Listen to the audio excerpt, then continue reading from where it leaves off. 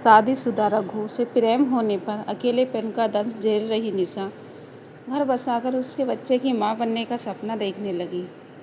लेकिन रघु की पत्नी सरोज से मिलने के बाद अपने सपनों को हकीकत में बदलना क्या निशा के लिए आसान था? आज मेरा 32वां जन्मदिन था और मैं यह दिन रघु के साथ गुजारना चाहती थी।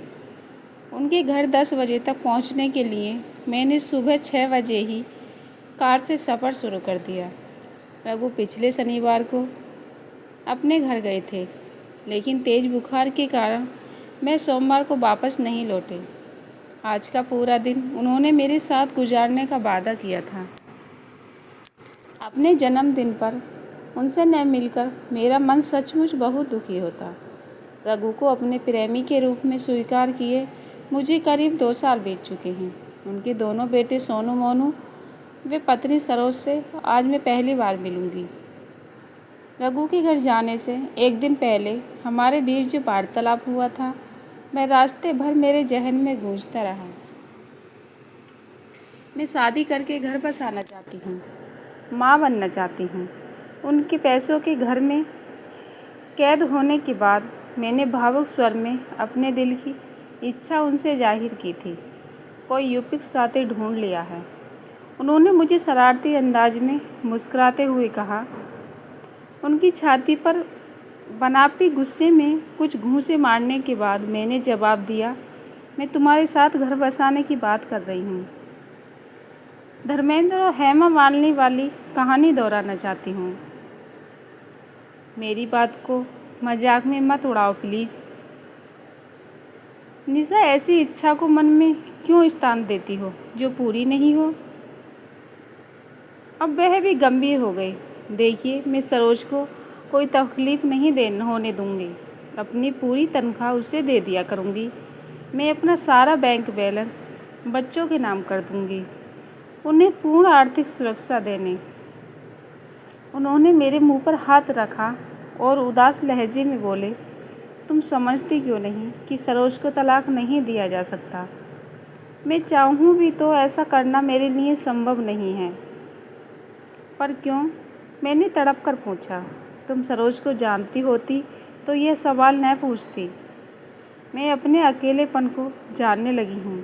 पहले मैंने सारी ज़िंदगी अकेले रहने का मन बना लिया था, पर अब सब डामाडोल हो गया है। तुम मुझे सरोज से ज़्यादा चाहते हो। हाँ, उन्होंने बेझिझक जवाब दिया था।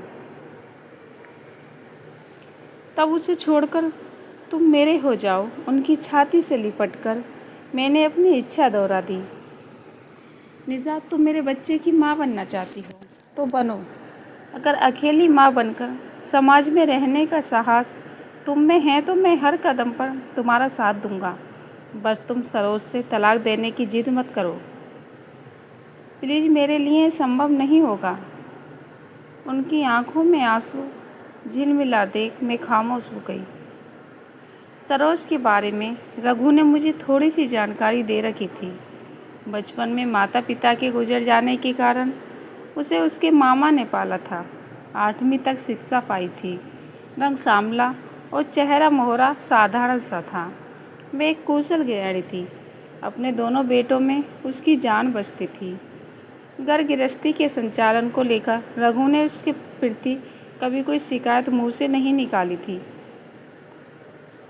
सरोज से मुलाकात करने का यह अवसर चूकना मुझे उचित नहीं लगा, इसलिए उनके घर जाने का निर्णय मैंने कुछ ज़्यादा कठिनाई नहीं हुई।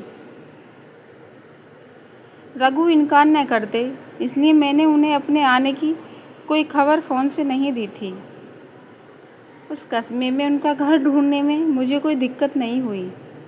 उस एक मंजिला साधारण से घर के बरामदे में बैठकर मैंने उन्हें अखबार पढ़ते पाया। मुझे अचानक सामने देखकर मैं पहले चौंके, फिर जो खुशी उनके होठों पर उभरी, उसने सफ़र की सारी थकान दूर करके मुझे एकदम से तरोताज़ा कर दिया। बहुत कमज़ोर नज़र आ रहे हो, अब तबीयत कैसी है? मैं भावुक हो उठी। दोस्तों, पूरी कहानी आपको अगले भाग में मिलेगी। अगर कहानी अच्छी लगे तो वीडियो को लाइक, शेयर और चैनल को सब्सक्राइब करना। धन्यवाद।